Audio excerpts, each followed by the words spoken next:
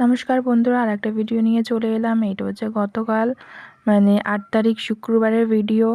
তো সেদিনকে সকাল সকাল আমি মেট্রো করে চলে এসেছিলাম বাড়ি। অ্যাকচুয়ালি বাড়ি মানে মাজারহাট টু চৌরাস্তা মেট্রো ধরেছিলাম, এই যে মেট্রো।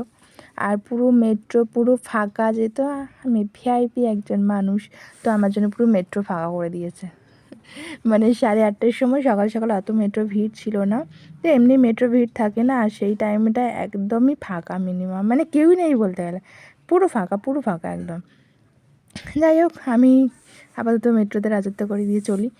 তা মাঝেরহাট টু চৌরাস্তায় চলে এলাম মেট্রো করে। মাত্র মিনিমাম 10 মিনিট লাগে, বেশিক্ষণ লাগে না, মিনিমাম 10 মিনিট। তো যাই হোক,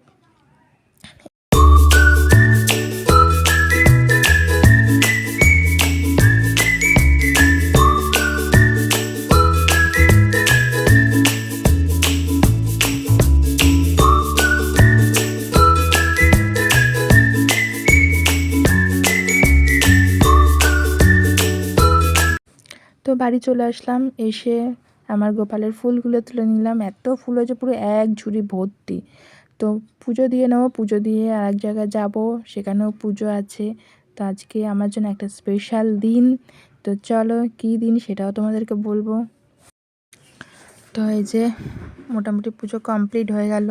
সকাল সকাল হনুমান চালিসা, গীতা সব পড়ে নিলাম। আর আমার ফুলে পুরো গোপাল মানে ভরে গেছে, সিংহাসন, দুটো সিংহাসন পুরো ভরে গেছে ফুলে, এত ফুল হয়েছে।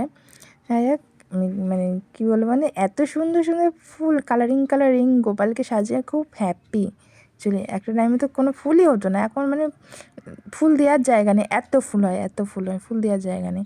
যাই হোক, ফাইনালি যে ফুল হচ্ছে, খুবই খুশি। তো চলো, পুজো তো কমপ্লিট হয়ে গেছে বাড়ির। এবারে যাব আর একটা জায়গায়, যেখানে আমার একটা স্পেশাল কাজ আছে। মানে আমি সেখানে আজকে নেব দীক্ষা মতলব আজকে আমি দেবো গোপালের দীক্ষা, মানে কৃষ্ণের দীক্ষা নেব।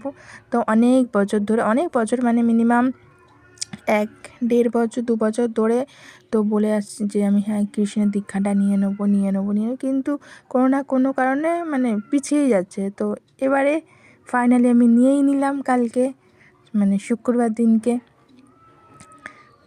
চলো এবার রেডি হয়ে আমি চলে যাচ্ছি দীক্ষা নিতে, মানে ওই একটা বান্ধবীর বাড়ি, সেখানে তাদের পাড়াতে পুজো আছে, রাধাকৃষ্ণের পুজো, তো সেখানেই নিয়ে নেবো দীক্ষা। তো এই যে চলে এসেছি মন্দিরে, চাল, আলু, 5 রকম ফল, গামছা সব কিছু দেওয়া হয়ে গেছে। আমিও রেডি হয়ে গেছি। তো চলে গেলাম মন্দিরে দীক্ষা নিতে। আমি খুব খুশি, ফাইনালি গোপালের দীক্ষা নিতে চলেছি। চলো, প্রত্যেকটা মানুষকে কোনো না কোনো ঠাকুরের দীক্ষা নেওয়াটা উচিত। জানি না তোমরা কী ভাবো, তো আমার মতে প্রত্যেকটা মানুষকে কোনো না কোনো ঠাকুরের দীক্ষা নেওয়াটা উচিত। এই যে ব্রাহ্মণ, তো উনি বলেন একটু পর যেহেতু ঠাকুরকে সেবা দেবেন, তো সেবার পর উনি আমাকে দীক্ষা দেবেন, সেবা দেবে, পুষ্পাঞ্জলি দেবে ওরা, তারপর দীক্ষা দেবে। তো ঠিক আছে, কোনো অসুবিধা নেই। আর এখানে হচ্ছে এই মানুষটা পুরো মানে গড়াগড়ি খাচ্ছিল ঠাকুরের সামনে। তাই আমি ভাবলাম তো প্রথমে বোধহয় নেশা ফেশা করতে পারছে, না ঠাকুরের ভক্তিতে উনি নিজেই গড়াগড়ি খাচ্ছেন ঠাকুরের মন্দিরের সামনে। তো আমি ওখানে বসে বসে ওয়েট করছি। আর এখানে এই যে ছোট্ট কুকুরগুলোও চলে এসছে ঠাকুর থানে। তো ওরাও তো একটা ভগবানেরই অংশ অ্যাকচুয়ালি।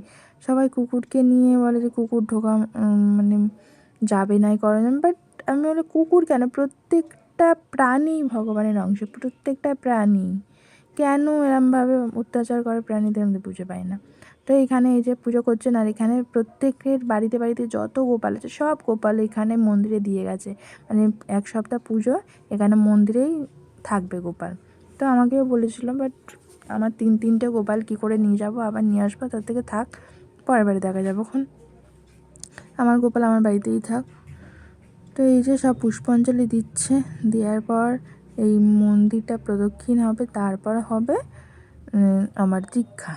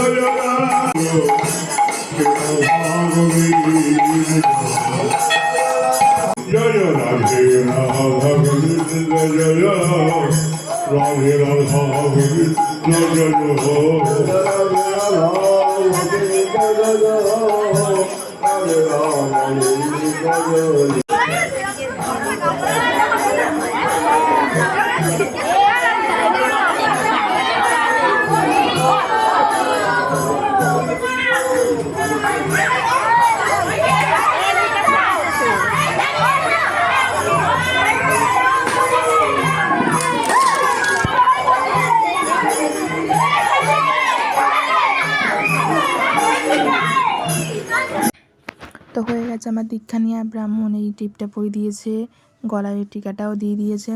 তো এবারে হরিণুটও হয়ে গেছে। তো এবার খাবো, যেহেতু সকাল থেকে উপোসী ছিলাম। তো এই যে রাইস, আলুর দম, বেগুন ভাজা, পাঁপড়, চাটনি খেয়ে নেবো। খেয়ে নিয়ে একটু রেস্ট নেবো, কারণ খুব না খেয়েছিলাম, খুব খিদেও পেয়েছিল।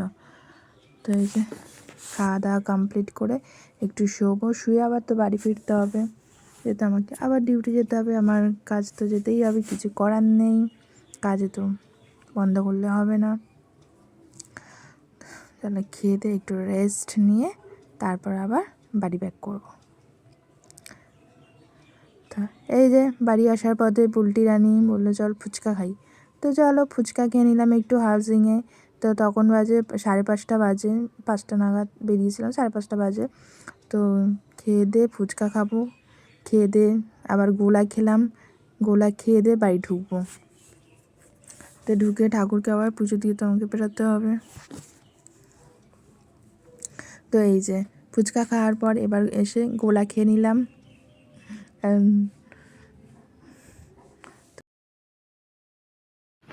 তো বাড়িতে চলে আসলাম। বাড়িতে চলে এসে সন্ধ্যা পুজো দিয়ে দিলাম, মানে সন্ধ্যা দিয়ে দিলাম। দেওয়ার পর আমি রেডি হয়ে গেছি। রেডি হয়ে এবার আমাকে যেতে হবে ডিউটি।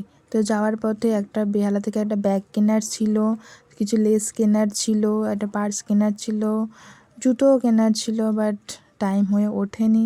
ওখানে প্রায় 8টা বেজে গেছিলো বেহালাতে। তো যাই হোক, তার মধ্যে 8টা তো বেজে গেছে, তার মধ্যে ঠান্ডা ঠান্ডা হাওয়া দিতে শুরু করেছে, কারণ বৃষ্টি আসবে। ঠান্ডা হাওয়া দিতে শুরু হয়েছে মানে বৃষ্টি আসবে। বৃষ্টি আসার আগে আমাকে ডিউটির মধ্যে আমাকে ঢুকতে হবে, নাহলে পুরো ভিজে কাক হয়ে যাব। তো এই যে বেহালাতে, আর ওখানে তো গেলেই হয় না, ঘুরে ঘুরে খুঁজতে হয় কোথায় কী ভালো বেস্টটা পাবো। তো অনেক খুঁজলাম, এখানে খুঁজলাম, মানে এদিক ওদিক ঘুরে ঘুরে প্রায় আধা ঘন্টা বেশি ওখানটাই টাইম চলে গেছে। তো এখন বৃষ্টি আসবে, ঠান্ডা হাওয়া দিয়েছে, আমাকে তো যেতেই হবে তাড়াতাড়ি করে কিনে। তো যাই হোক, তাড়াতাড়ি করে কিনে আমি বেরিয়ে এলাম ডিউটির পথে।